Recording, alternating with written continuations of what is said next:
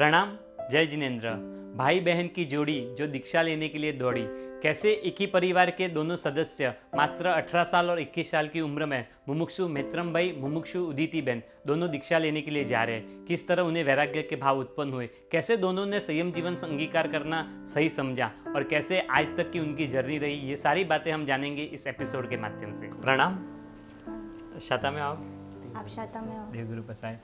उदिति बहन, आपने 10th में 98% स्कोर किए। मित्रम भाई, आपने 99.98 परसेंटाइल स्कोर किया।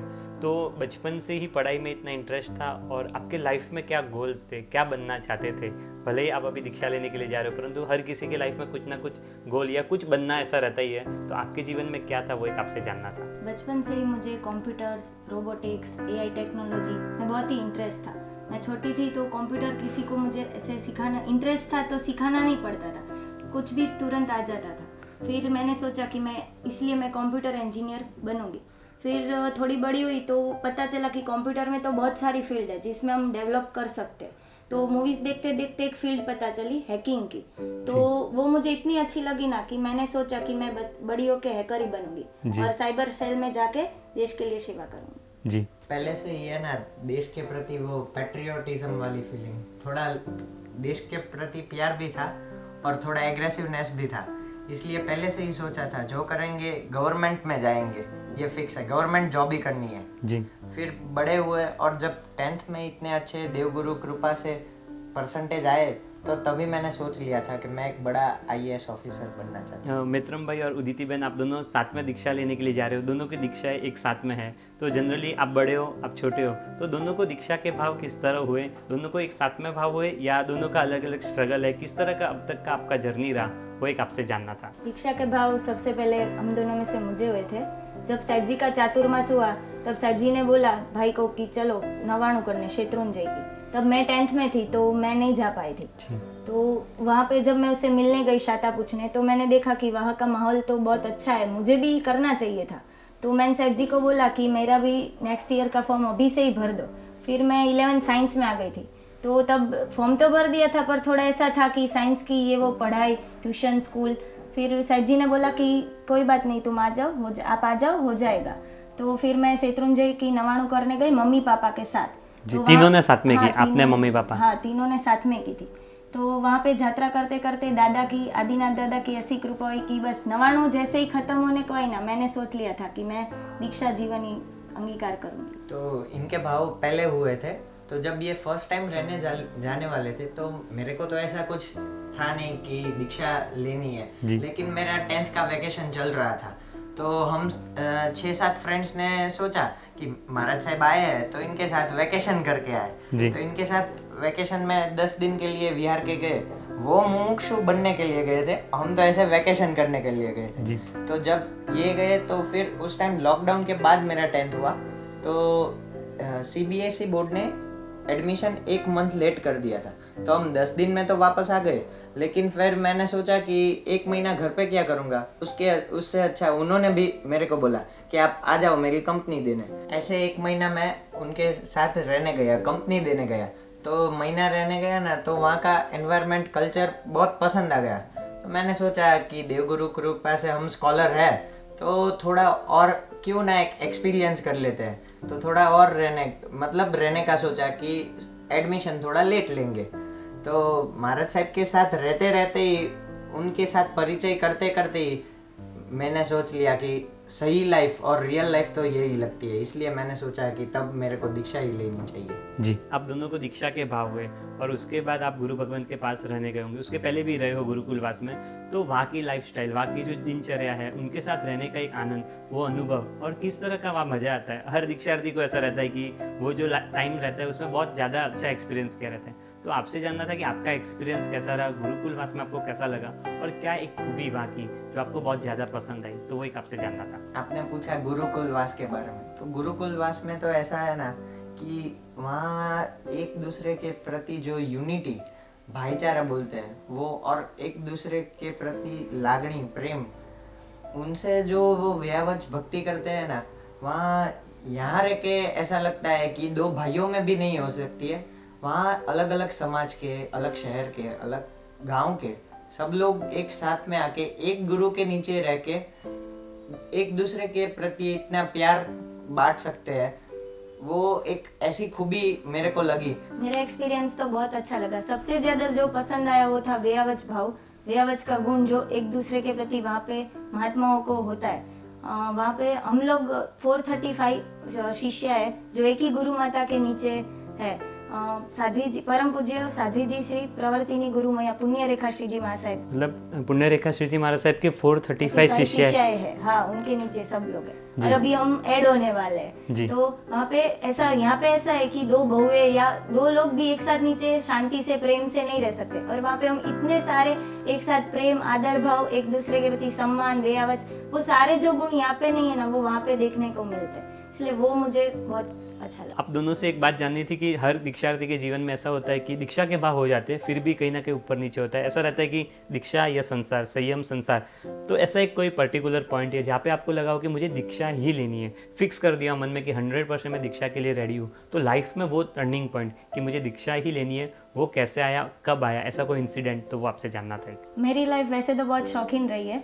हमने पूरा इंडिया घूम लिया है, बहुत सारे मौज शौक किए, और मूवीज़ का इतना शौक है मुझे, movies, TV serial, web series सबका, कि फ्राइडे अगर कोई मूवी रिलीज़ होती है तो मैं सैटरडे उसे देखने के लिए पहुंच जाती हूँ। फिर जैसे मैंने बोला कि 99 की, और उसमें मुझे भाव हो गए दीक्षा के, पर तब मैं 11 साइंस में थी, तो ऐसा घर वाले परमिशन इतनी आसानी से नहीं दे रहे थे।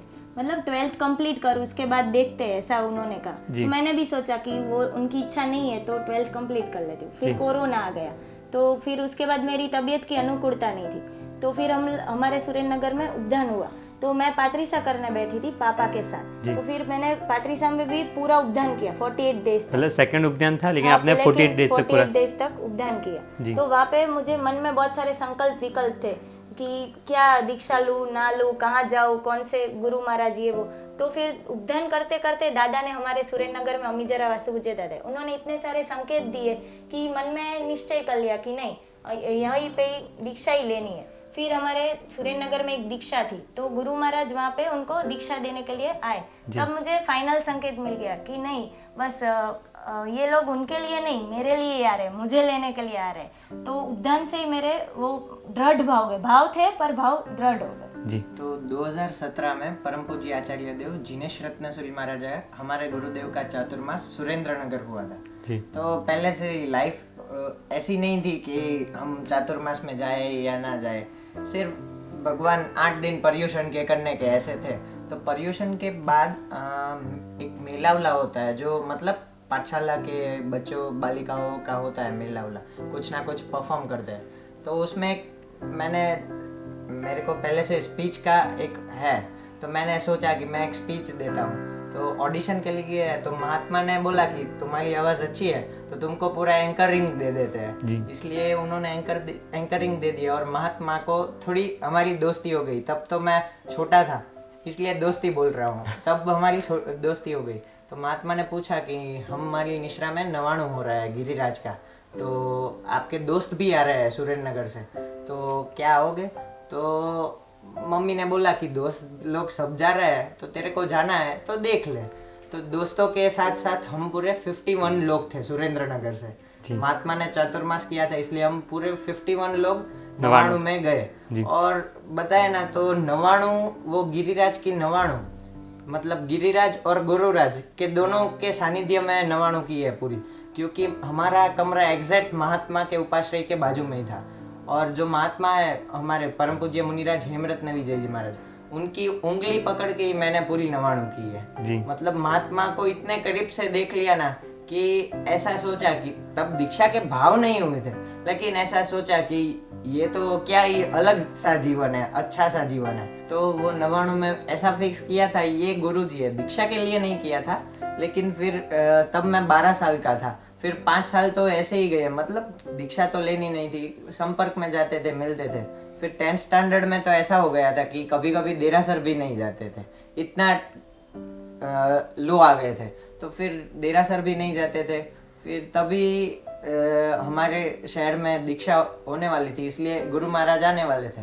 तो मेरी बहन के तो भाव थे, इसलिए वो रहने जाने वाले थे। तो मैंने सोचा उनकी कंपनी देने जा सकते हैं। तो गुरु जी की निश्रा में रहते रहते ही, उनके वहाँ का एटमॉस्फेयर देखते ही मैंने सोच लिया कि नहीं, यही असली जीवन है। दीक्षा के तभी भाव उस टाइम पे ही दृढ़ हो गए थे। आप दोनों ही माता पिता के संतानों और आप दोनों दीक्षा लेने के लिए जा रहे हो, तो कहीं ना कहीं ऐसा विचार नहीं आता कि यहाँ रह के माता पिता की सेवा करना इंस्टेड ऑफ वहाँ जाके गुरु भगवान की सेवा करना, परंतु पहले गुरु तो अपने माता पिता है, तो उनकी सेवा करना यहाँ रह के उन्हें भी लाइफ टाइम में कभी भी ज़रूरत पड़ सकती है। तो आप क्या सोचते हो उसके बारे में कि यहाँ रह के मम्मी पापा की सेवा करना बेटर नहीं है दीक्षा लेने से? माता पिता की असली खुशी अपने संतानों की खुशी में ही होती है।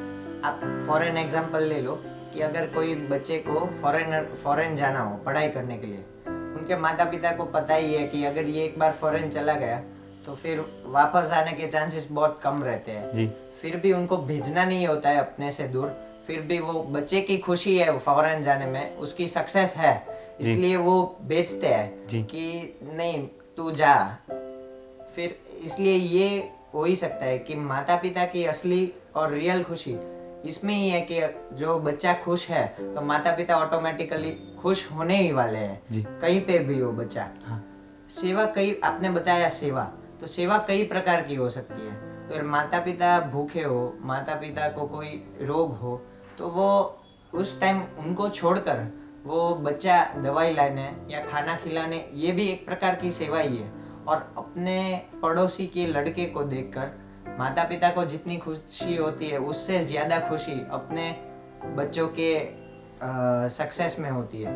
तो जब हमारे माता पिता हमारी आध्यात्मिक सक्सेस और हमारा आनंद, हमारा सुख देखेंगे तो आप सोचो कि वो कितने और आनंदित हो सकते हैं, वो कितने और सुखी हो सकते हैं। और शास्त्रों में भी माता पिता का, रत्न कुक्षी माता पिता का स्थान हमारे से भी ऊंचा दिया गया है। भगवान ने भी हमारे से भी रत्न कुक्षी माता पिता का स्थान हमारे से भी ऊंचा दिया गया, क्योंकि हम जो आराधना करने वाले हैं उसका आनंद लेके, उसकी अनुमोदना करके हमारे माँ बाप उससे ज्यादा आराधना के लाभ प्राप्त कर सकते हैं। इसलिए ये भी एक प्रकार की सेवा नहीं हुई? जी, दोनों मुमुक्षुओं से हमारा ये वार्तालाप आगे भी जारी रहेगा। आगे आने वाले एपिसोड्स को देखने के लिए द जैन फाउंडेशन चैनल को सब्सक्राइब करना न भूले। प्रणाम।